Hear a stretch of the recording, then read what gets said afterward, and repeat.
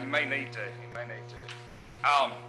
We'll start with House Bill 172. We've already passed this bill out of this committee.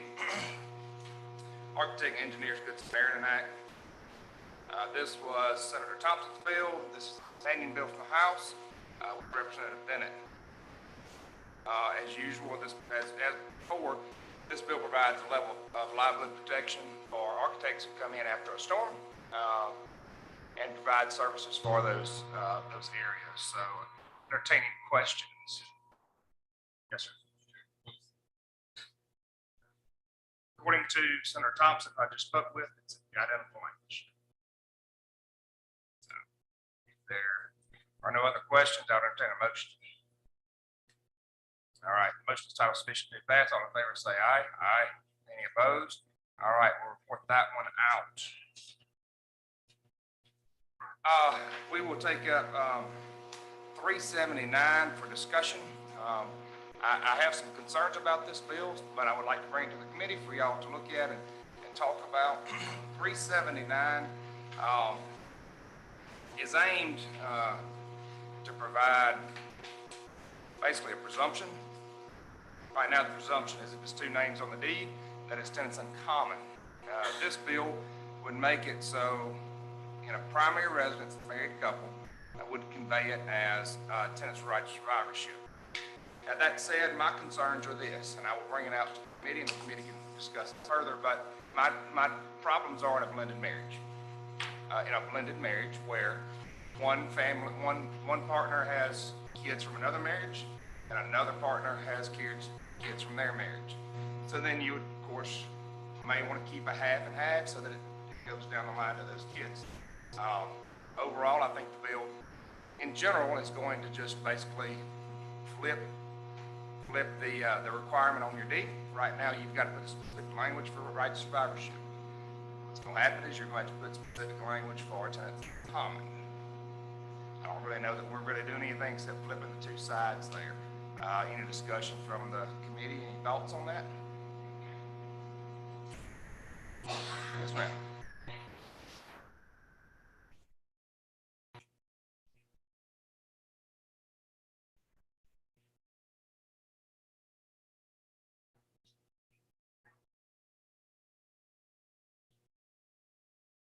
That's right.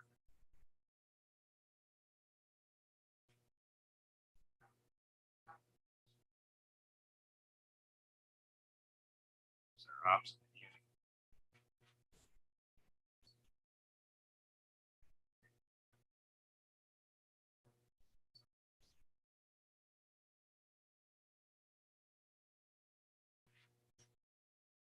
Daniel, have you any questions on that? I would leave that out there. It's just a discussion that we've had, and let's not call it up for a formal vote. That's good. All right. 11:05. Anybody from the Secretary of State's office with us? We do. Colton, would you like to address this bill? I believe we've already had this come up once before, and the language it was pretty much stripped down pretty good. Here's your second chance, and you've got a committee here. So if you want to come up and discuss this bill, I'll recognize you to do that. Thank you, Mr. Chairman. This is the notary legislation. We passed some last year, and we had a small issue with the word prohibit and permit. We wanted to put language in there that would allow our office to permit e-notaries to charge $5 for providing e-notaries. That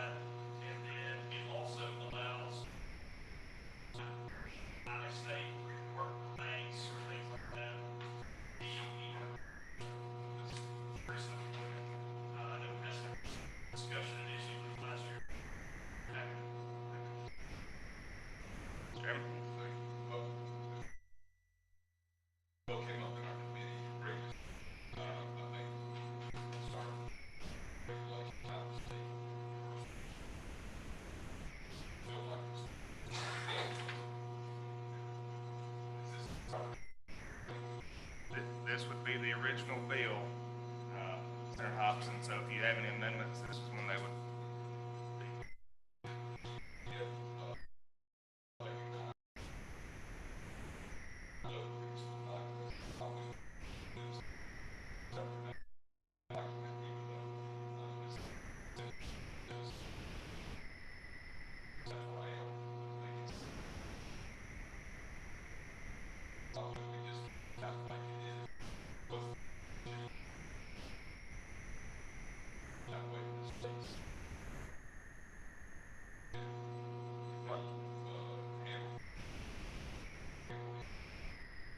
I think the argument at the end of the day is those people that actually live, or those people that live in Louisiana that are, say, working in Natchez and law firm, they can get a notary in Louisiana, but they technically are not legal to notarize in the state of Mississippi.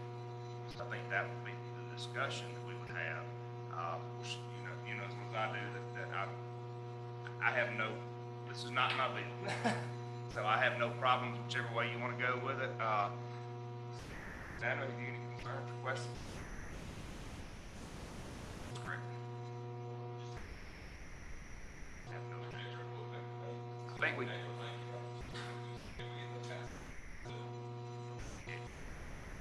did not. Michelle. Yes, sir. Elton.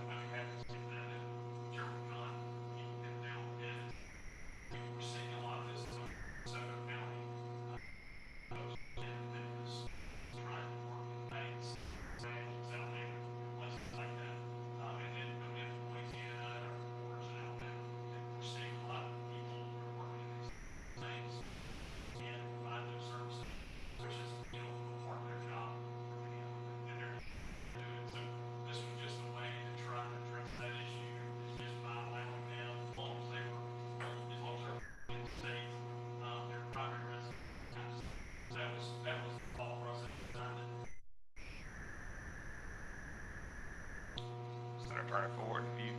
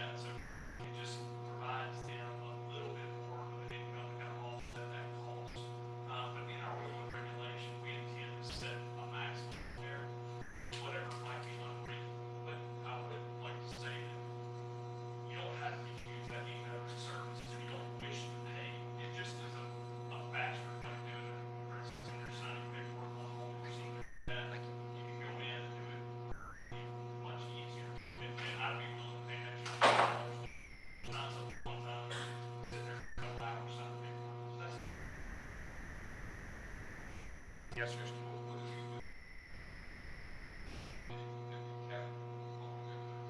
We did put a cap on it, and I think it was $10 or $15. Wasn't much. Do you remember, Colton?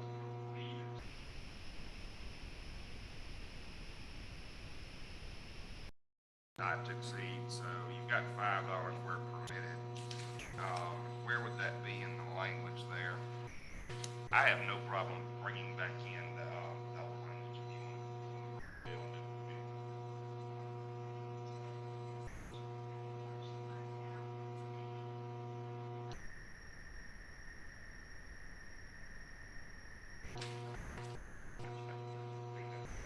That would be the recommendation. So the recommendation would be for A for regular notary at $5 capped, and B for electronic notary at $15 capped.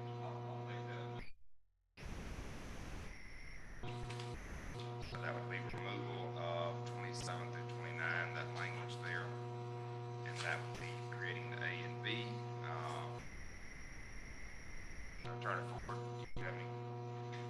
discussion on that?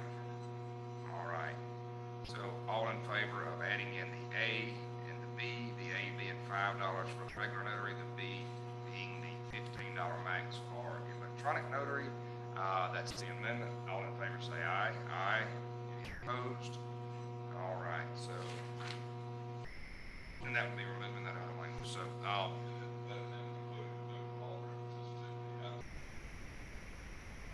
that's great. All right, so, Senator Hobbs, you got a motion on that? All right, motion is title sufficient to pass committee, so all in favor say aye. Aye. Any opposed? All right, that will put out as amended. Last bill that we will take up today, we will not be taking up 1469 today. So this is, I wish Representative Owen was here to speak on this. You know, some time ago we created the affidavit for scrivener's error as it was prepared and passed out of this legislature. Representative Owen came to me and said that there are some out-of-state individuals coming in and are filing some scrivener's affidavits in the chain that are not necessarily true and correct, and his attempt to change some of that. Now, what he chose to offer was that it would be acknowledged, verified, upon oath and affirmation. It shall be reportable in the land records. The affidavit shall recite the name and the Mississippi bar number, which we currently have those things. The instrument containing the clerical error and a statement the affidavit is in good standing with the Mississippi bar, is licensed to practice in Mississippi, and his or her license is active at the time of verification.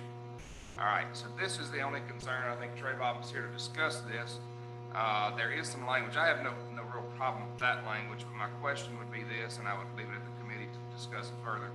Chancery clerk shall refuse to record any scrivener affidavit not containing all information required in this paragraph. I don't think legally that a chancery clerk can refuse a deed. I do think that we've passed legislation to allow a chancery clerk to charge a higher fee to record, but I believe that whenever that is delivered to that clerk is the recording secretary for the county and has to legally file whatever it's in. This language right here is concerning to me in that you are now providing or telling the clerk to determine whether this meets the statutory standard. That would be the discussion I would like to have with this committee before we move forward with it. Do you have any thoughts on that?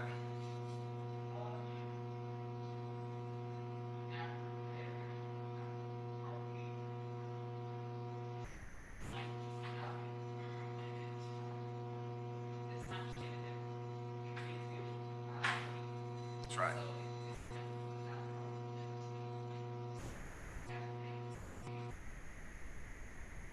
Well, generally the language already says that a scrivener's affidavit has to be prepared by an attorney within the chain of title. And that's where it comes from, where the scrivener's error occurred in the attorney's office in the preparation. But now that is a very broad term in that anybody that becomes part of that chain could file that scrivener's affidavit as far as the attorney.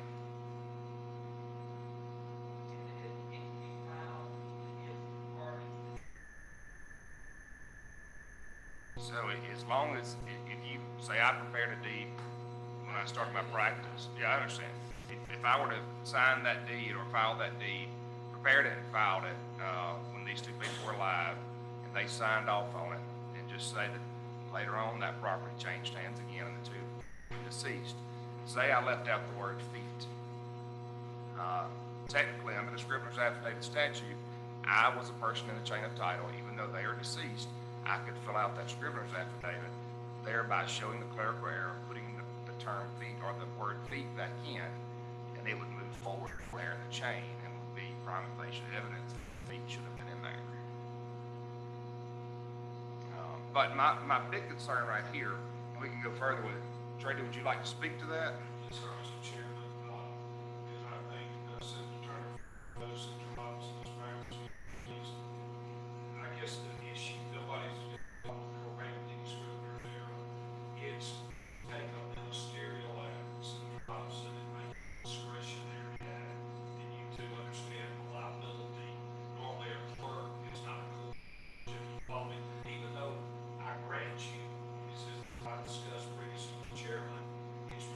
basic information, but nonetheless, what if somebody left off the bar number, some question later? Are we taking the clerk ministerial discretion there? I think that was, not trying to oppose correcting scrivener error. We just don't want to open up liability issue here. And I think, Mr. Chairman, that was kind of all the lines you and I had discussed. They're absolutely. Like, if you really, I can't remember what the section.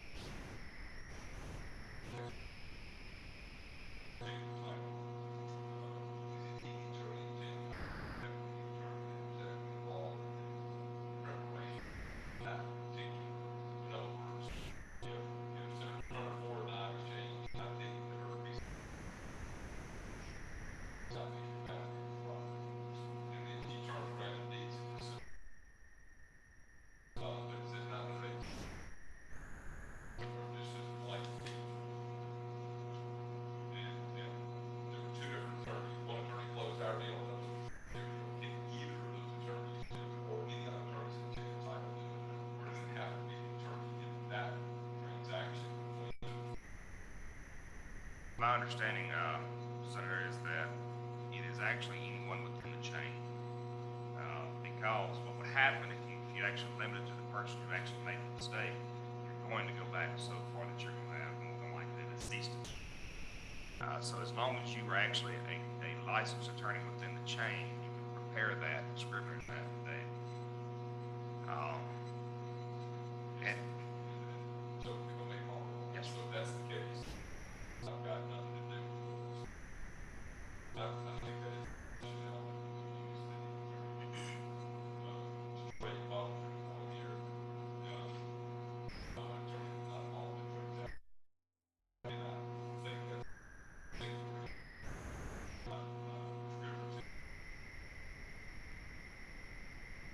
that was probably not that this big deal, but you could get close to the part of that is your concern with catching first becoming gatekeepers. But yes, what's the ministerial yes, in other words, you're becoming more passive judgment. Or looks at his name versus filing. Now, one idea, I guess, would be shall may in. I don't know that. I mean, I guess certain shows, may. But then you that clerk would also have done thing like potentially exposing themselves. Senator Boyd, you looked at me, so I think. Yes, ma'am.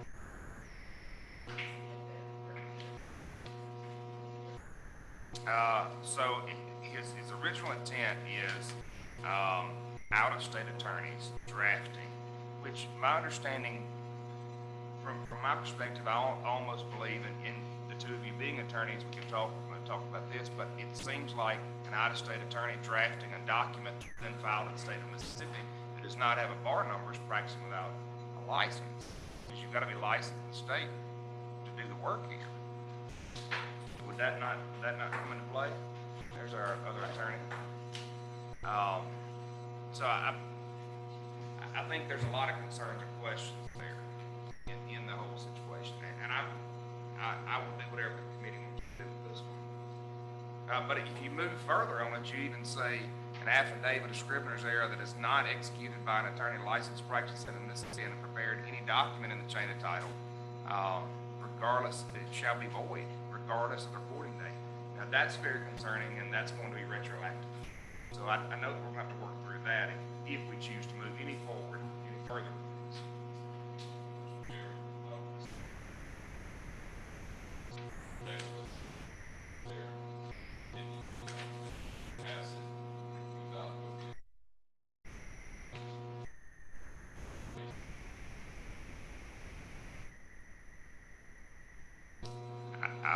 I would say let's table it, subject to call of the chair, because then if Chairman Wiggins wishes to bring it up, it's been tabled, and he is chairman, he can bring it up when is he not?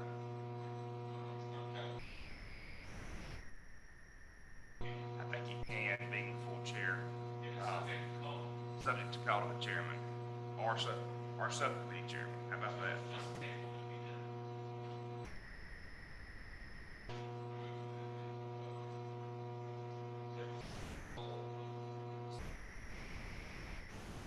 All right, you've heard the motion. All in favor, say aye. Aye.